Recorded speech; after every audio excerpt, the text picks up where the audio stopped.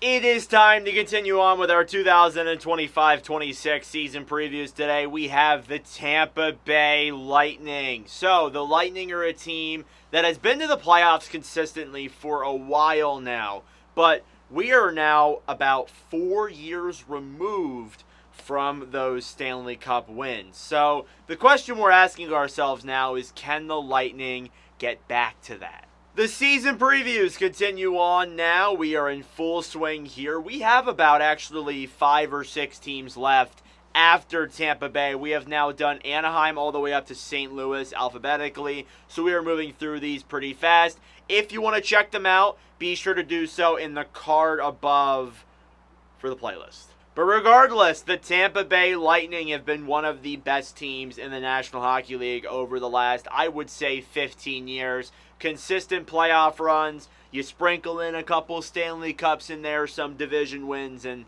such. And as a result, the Lightning have played some very, very good hockey. In 2022-23, which is where we're going to go back to this, though, and this was the first year after that third straight Stanley Cup final, and you could tell this team was tired. They went 46-30-6 for 98 points. They were 13th in the NHL. They would go in there in round one. They would play the Toronto Maple Leafs, and we'll say they played themselves, and they lost in 6 games. They were the team that allowed Toronto for the first time to make it to the second round. So there you go. But regardless, Tampa was just tired. I mean, you go to 3 straight Stanley Cup finals in a much shorter amount of time. Everybody's saying, like, oh, you know, Florida's there and that, and they weren't tired. Yeah, they're not. But Tampa Bay, their playoff runs, they both came within a year of each other. So it's kind of wild to think about it, because Tampa Bay won the Stanley Cup with the whole COVID year and everything in early September. And then the following year, they're holding it up in June. That's wild.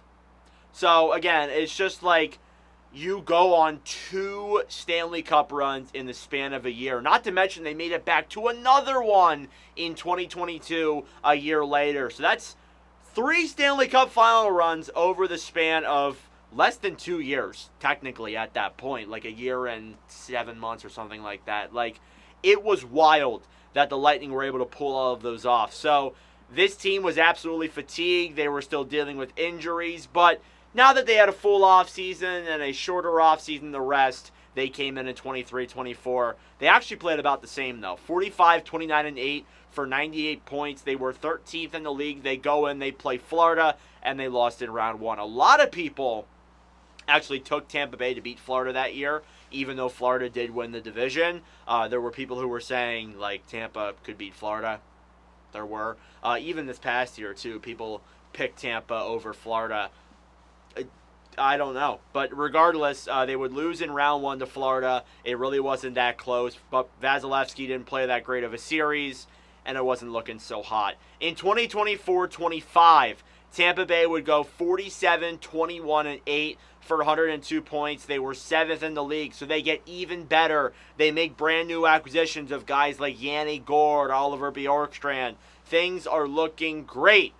And then they go in there and they lose in round 1 again to the Florida Panthers. So again, it was another frustrating finish. It was another one where you could tell Tampa Bay was upset. Nikita Kucherov hasn't scored a playoff goal in a very long time. Like a very long time. Go look it up. It's kind of wild.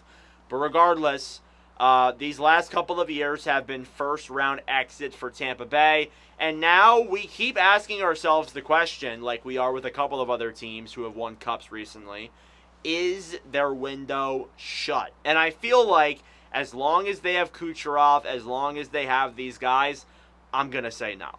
You take a look at your management here for the Lightning, and it is one of the longest-term managements in the entire National Hockey League, but that's because it's one of the most trustworthy managements in the National Hockey League as well. You have GM Julien Brisebois, who has been there since 1819. He's been there even before that because he was the GM of the Syracuse Crunch for a very long time as well. And then you have John Cooper. I'm not going to spend a lot of time on these guys. He was the head coach since midway through 2012, 2013. So he's been there for a while as well. So, again, Both of these guys are proven. Breezeball's made great moves behind the bench as the general manager, bringing in some of these players. Not only that, but drafting some of these guys as well. Like Gage Gonzalez was a good pick too.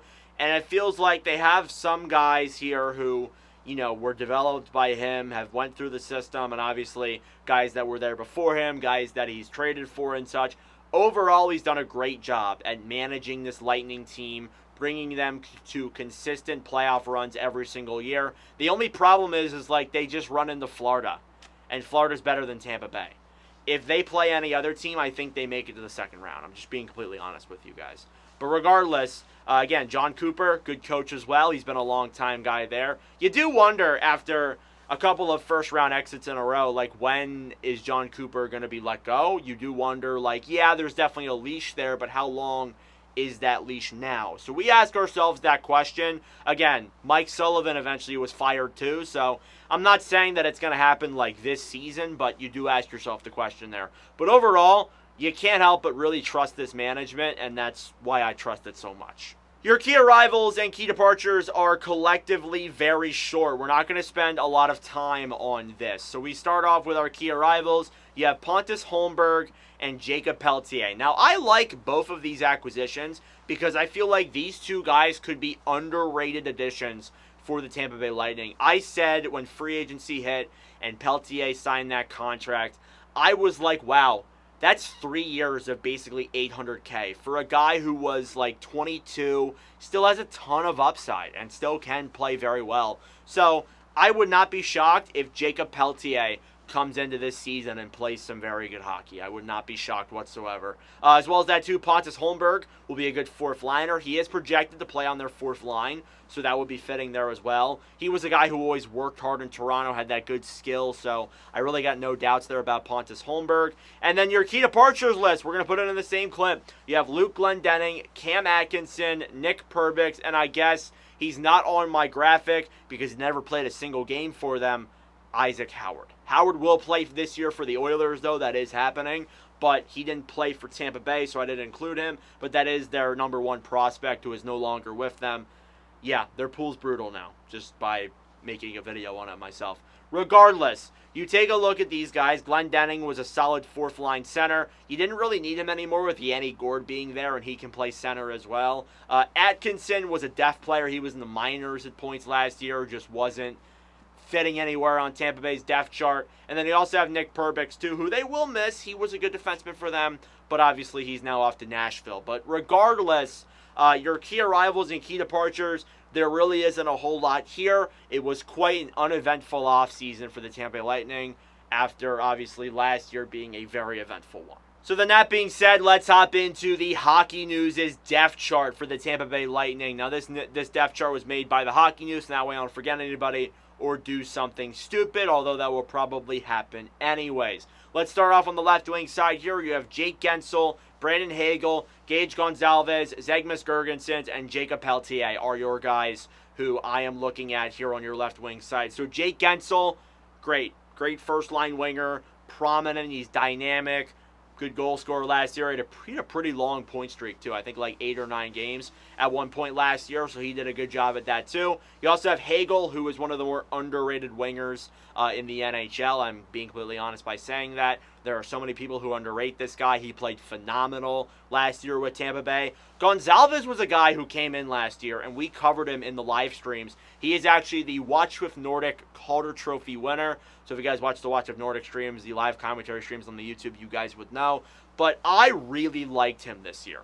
I really enjoyed watching him because every time I would tune into a Tampa Bay Lightning game, you would see him out there working, putting the work in, playing some good hockey. So I give a lot of credit there to Gonzalez. He's done a great job building a way into the lineup for Tampa Bay here. And then you also have Zegmas Girgensons, good fourth liner.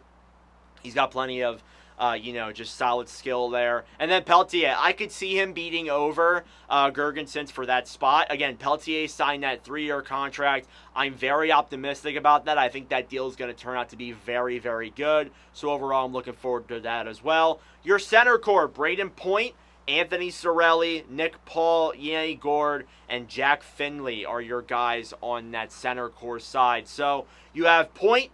Who is Point? He is a top 10 center in the league. I believe I had him, 7th or 8th in my rankings. He's great. No doubt about that. Cirelli, one of those young, hard-working, efficient players. He can also be a little bit physical as well. I like him in that remark. Overall, also a great center, too. Nick Paul has been a solid third liner for a couple of years now with Tampa Bay. I do have concerns about the depth scoring, so he's one of the guys that I'm looking to see next season. How is he going to perform? And then Gord. Gord was a long-time Lightning before going to Seattle. Now he's back with Tampa Bay. We'll see how a full season will treat him here in the Lightning system. And then on the right wing side, you have Nikita Kucherov, Oliver Bjorkstrand, Morgan Geekie, Pontus Holmberg, and Michel Shafee. Correction, it's Connor Geekie. I'm so sorry, I'm tired. I just realized that. You have Nikita Kucherov here, who is very, very solid. It's Nikita Kucherov after all. I mean, do I really need to go into this? He is my number one best winger in the NHL. Then you have Oliver Bjorkstrand there too, who was an acquisition last year. I don't even think he played for them in the playoffs last year. He was injured, I believe. Either that or it was Gord.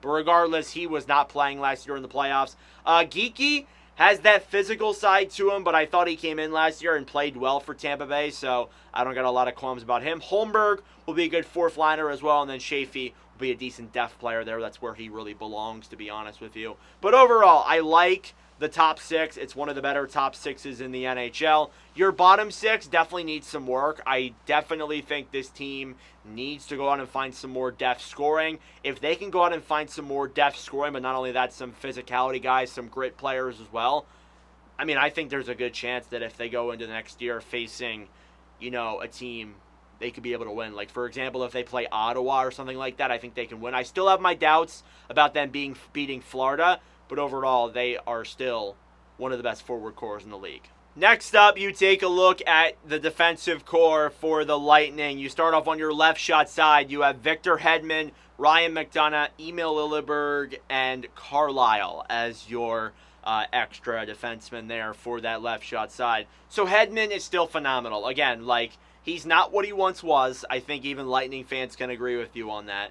But overall, he's still got that great leadership. He can play a good two-way game even still. I know there's a lot of people who are like, I don't like his two-way game. He's still very, very good in that remark. I'm not going to criticize him there. Ryan McDonagh, a big part to the team last year, played great defensive game. One of the guys that I'm a fan of. And again, was somebody in Nashville who went over there, played solid. One of the more underrated careers out of anybody in the league in 2010/2020. So I did want to keep that in mind there. Lilleberg will be a decent third pairing defenseman. I didn't think he was too bad last year. And then Carlisle, I don't know a whole lot about, so I won't speak that much on him. On your right shot side, I do have my concerns. You have Eric Chernak, you have J.J. Moser, you have Darren Radish, and then Steven Santini and Max Crozier as your extra defenseman there. So you look at Chernak.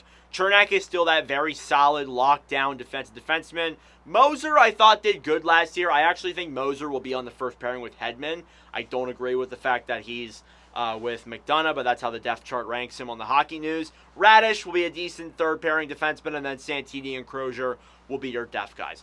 The problem that I have with that right shot side, not the players, but I feel like they are lacking another elite defenseman on that right shot side. The right shot side's not bad, but I feel like you could really use somebody there who can log up minutes, can play good offensively and defensively, and not only that, learn from Victor Hedman. So I'm wondering, maybe if Tampa Bay is down the road here. Originally they had Sergachev on that right shot side.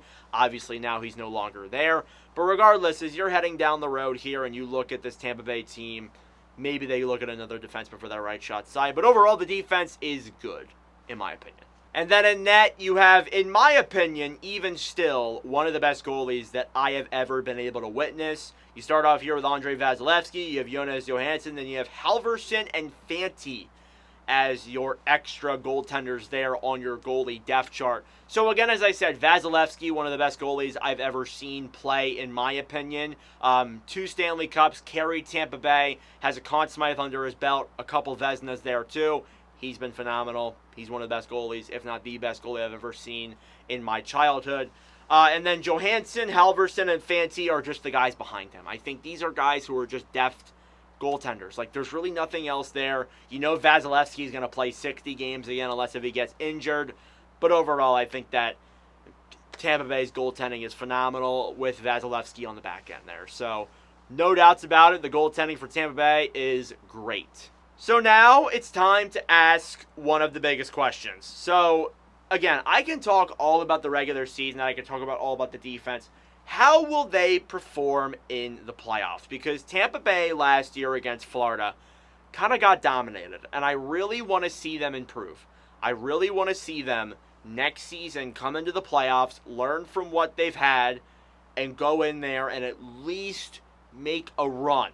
Because since that 2022 Stanley Cup final, they haven't been able to do a whole lot in the Stanley Cup playoffs. The most games that they've won since that final is 2 against Toronto.